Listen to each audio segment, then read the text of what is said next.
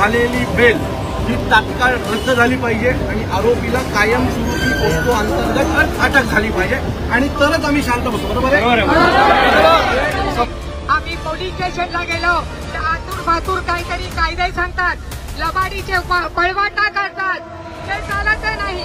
त्यांनी आम्हाला याला कडक शासन आणि कडक शिक्षा झालीच पाहिजे.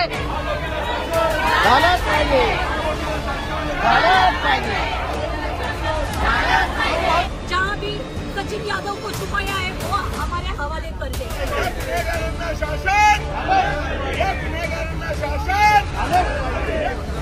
आभार मानतो आणि आत्ताचा जो मोर्चा आहे आपण सुरुवातीला त्यांचं कुटुंब थांबेल, त्याच्या मागे महिला जातील आणि त्याच्यानंतर मग आपण सगळे पुरुष मंडळी त्याच्या पाठी थांबणार आहोत. अतिशय शिस्तबद्ध आणि शांत पद्धतीने आपण आता हा मोर्चा काढणार. ठीक आहे, तो चालू करू.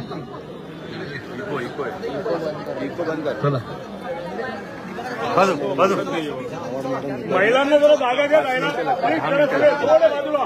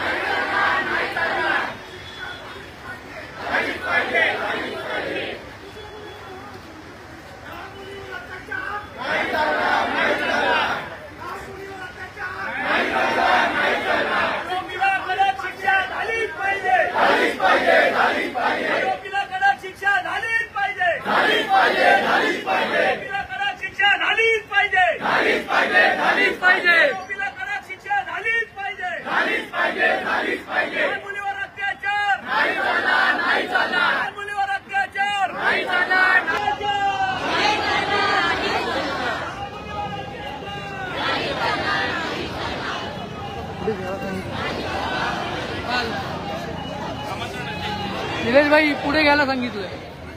निलेश भाई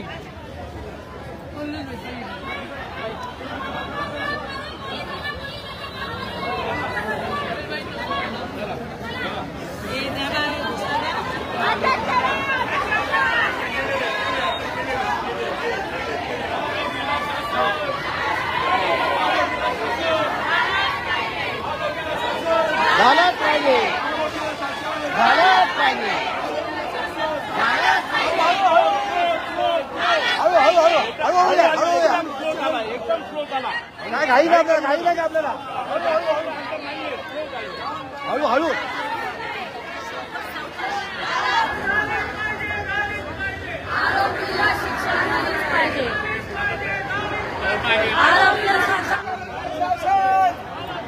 गुन्हेगारांना शासन, या गुन्हेगारांना शासन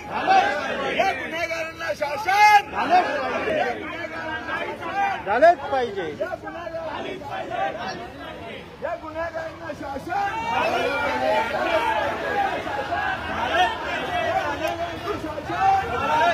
या गुन्हेगारांना शासन, या गुन्हेगारांना शासन.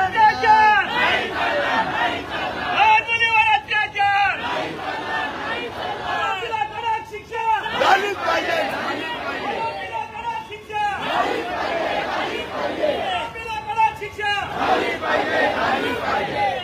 रद्द करा, रद्द करा,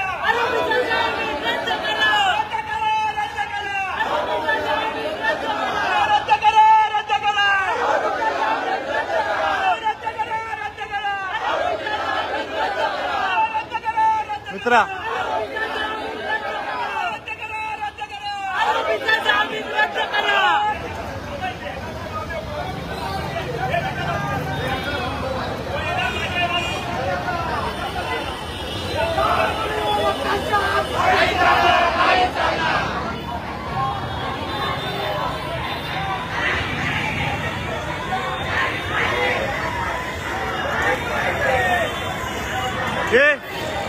ए मंग्या आरोपीला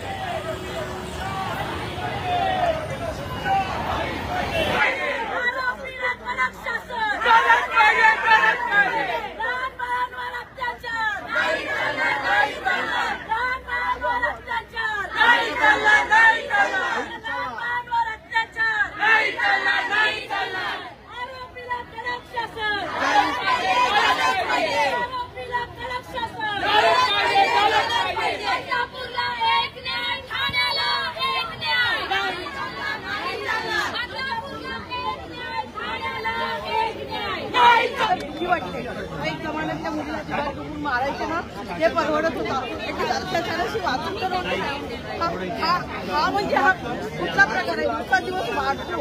एवढा शिक्षा झाल्यावर अपराध बघणार तेवढा सगळे शांत राहा. मुख्यमंत्री कुटुंबियांतर्फे इथे जमलेले सर्व ठाणेकर भगिनींना आभार मानतो की त्यांनी आमच्या या लढ्यामध्ये आमच्या सोबत खंबीरपणे उभे राहिलात. तसेच सर्व पक्षीय नेते सर्वच आम्हाला ज्या पद्धतीने सपोर्ट करत आहेत त्याबद्दल मी त्यांचे सुद्धा आभार मानतो. आता आमच्या कानावर अशी गोष्ट येत आहे की आरोपीला पुन्हा एकदा कारवाई अटक करण्यात आलेली आहे, पण कुठल्या गुन्ह्याच्या अंतर्गत केलेली आहे हे अजून आम्हाला माहित नाहीये. तरी सुद्धा आमची हीच मागणी आहे पोलीस प्रशासनाला आणि कोर्टाला की जास्तीत जास्त कठोर कारवाई पोलिसांच्या अंडर त्याला झाली पाहिजे आणि कुठल्याही पद्धतीच्या चुकीच्या बातम्या पसरवण्याचं काम कोणीही करू नये मी अशी विनंती करतो. ज्या ज्या व्यक्ती या आमच्या कठीण प्रसंगामध्ये आमच्या कुटुंबाच्या आणि सर्वांच्या बाजूने ज्या उभ्या होत्या त्यांचे मी आभार मानतो. याच्या पुढे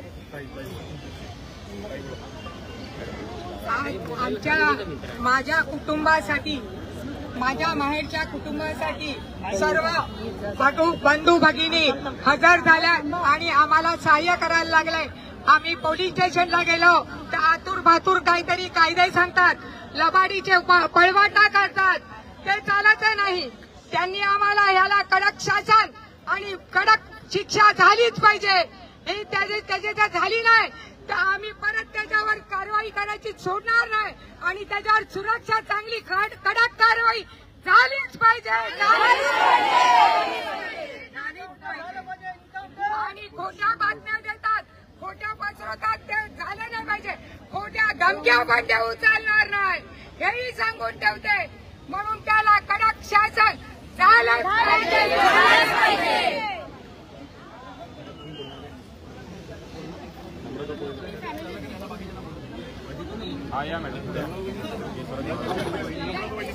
मागे थोडा एक हाताने दोन पकडले.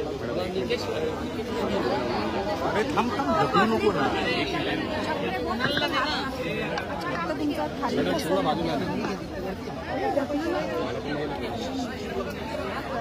मॅडम एक मिनिट मला पुढे जाऊन देत ना मॅडम 2 मिनिटं इकडे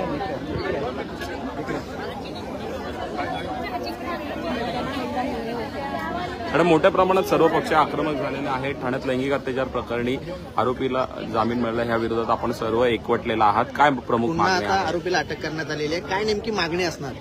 आरोपीला अटक जी आता केली ना तर त्या दिवशी पण अटक केलेली तर त्याला सोडायचं कारणच नव्हतं. कारण राजकीय पक्षाच्या दबावामुळे त्याला परत बाहेर काढलेलं. मला असं वाटतं तो पोस्कोचा गुन्हा दाखल केलेला तर पोलिसांना कुठली कलमं लावायची हे चांगली माहिती आहे. जर पोलिसांनी जर तशीच कलमं लावली तर त्याला बाहेर जामीन पण भेटला नसता.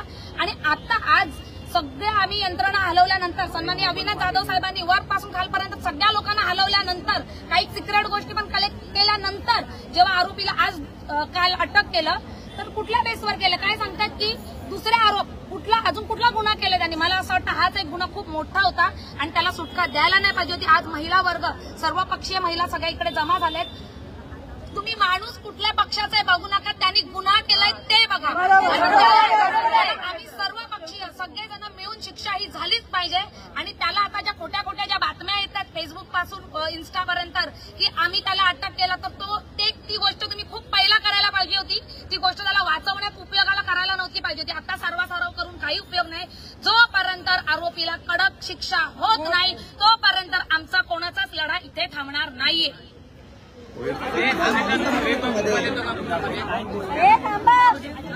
अरे बाजूला भाई मोबाईल घे ना मागे यार, तू काय करतोय? मागे घे ना थोडा. जो भी हुआ है, जरा जोर से आवाज करो, अरे जोरात सजा मिले। हमारे घर पे भी बहन बेटी सब है। आज ही इतनी बड़ी इसने गलती की है, उसको जिसने भी बाहर निकाला है पहले तो उसके ऊपर एक्शन होनी चाहिए। बराबर है। पहले तो उसके ऊपर आप एक्शन लो, उसने क्यों निकाला, किसने रिपोर्ट को पूरा घुमाया, उसके ऊपर भी एक्शन होनी चाहिए, कार्रवाई बहुत सख्त होनी चाहिए। बराबर। आज अगर हम इनको छोड़ देते हैं तो कल उठ के बहुत बड़ा बवाल हो सकता है। आज इनके साथ हुआ तो कल हमारी बहू के साथ ये हो सकता है। तो मैं चाहती हूँ प्रशासन से, मैं शिंदे साहब से विनती करती हूँ कि ये विनती हमारी वहाँ तक पहुँचे कि हमारी ये सहायता करे और हम लोग को न्याय दिलाने में मदद करे। ये कोई भी बच्ची हो या कोई भी बहन हो, ये सब हमारे हैं, तो इनके लिए हमें लड़ना ही है। जिसने इनको छुड़वाया है पहला एक्शन इनके ऊपर होना चाहिए। छुड़वाने के पीछे रीजन क्या है वो पहले हमको बताएंगे कि क्यों उसको छुड़वाया, क्या रीजन था। साथ उनको सच्चाई का देना था, उन्होंने गलत इंसान का साथ दिया है, ये गलत किया है, उन्होंने जो भी किया है बहुत गलत किया है। सच्चाई का सामना करना उनको आना चाहिए। बरसों की मेहनत उन्होंने पूरी एक पल में पूरी उन्होंने मिटा दी है। तो अब ये वक्त आ गया है कि उनको हमारा साथ देना चाहिए। जहाँ भी सचिन यादव को छुपाया है वो हमारे हवाले कर दे, हमारे हवाले नहीं कर सकते तो पुलिस के हवाले कर दे। अगर पुलिस भी इसके अंदर मिलकर उनको साथ दे रही है तो बहुत गलत है, ये गलत है, ये काम बहुत गलत कर रहे हैं। सत्य की जीत हो, सत्य की जीत हो। जय महाराष्ट्र। Roll yes role.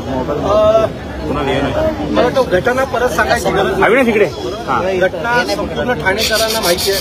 सुरुवातीला ही घटना दाबण्याचा प्रचंड प्रयत्न झाला आणि हातूर मातूर बातम्या देऊन ही गोष्ट पहिल्या दिवसापासूनच दाबण्याचा एक प्रयत्न होता.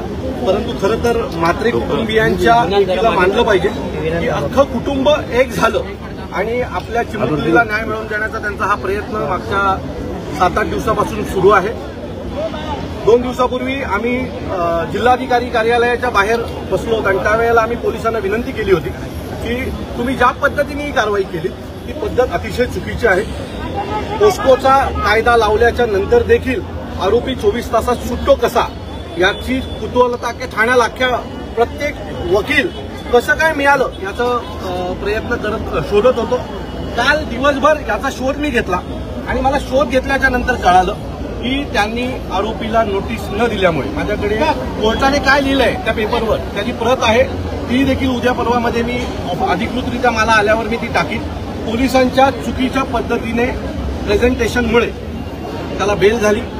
त्यांना बेल होणं म्हणजे हा ठाणेकरांचा अपमान होता, त्या मुलीचा अपमान होता आणि त्याच्यानंतर आम्ही पुन्हाही प्रोसेस सुरू केली. त्याच्यानंतर पोलिसांची धावपळ झाली. आम्ही परवा भेटलो तर मला पोलिसांनी सांगितलं होतं की 151 अंतर्गत मी त्याला अरेस्ट करू, तुम्ही आता परवाचा कार्यक्रम हे करू नका, निश्चित करू नका. मी म्हटलं 151 तुम्ही करून करणार काय, तो 2 दिवसांनी सुटणारच आहे. सो आम्हाला 151 ही कारवाई मान्य नाही असं म्हात्रे कुटुंबियांचं आणि माझं स्वतःचं मत होतं. त्यामुळे आम्ही परवा ऐकलो नाही. परवा आम्ही निश्चित केला आणि त्यावेळेला मोर्चा जाहीर केला.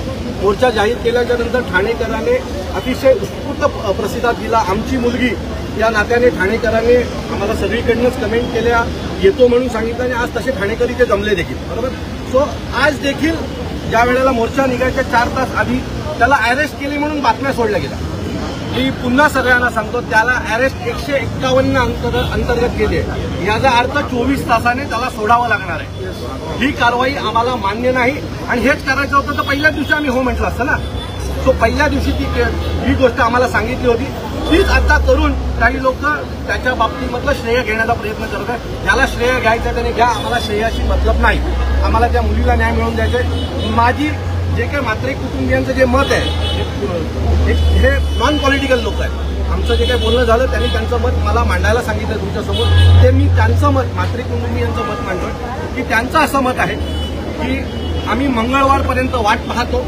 तुम्हाला हायकोर्टात जायचंय, तुम्हाला सुप्रीम कोर्टात जायचंय, तुम्हाला कुठे जायचंय तिकडे जा, परंतु झालेली बेल ही तात्काळ रद्द झाली पाहिजे आणि आरोपीला कायमस्वरूपी पोस्को अंतर्गत अटक झाली पाहिजे आणि तरच आम्ही शांत बसू. बरोबर आहे. संपूर्ण म्हात्रे कुटुंबियांचं म्हणणं आहे मंगळवारपर्यंत याच्या बाबतीत कुठल्याही प्रकारचा निर्णय आला नाही तर म्हात्रे कुटुंबियांचं मत असं आहे की बुधवारी जसं बदलापूरकर एकत्र होऊन बदलापूर बंद केलं होतं तसं येत्या बुधवारी आम्ही ठाणे बंद करू.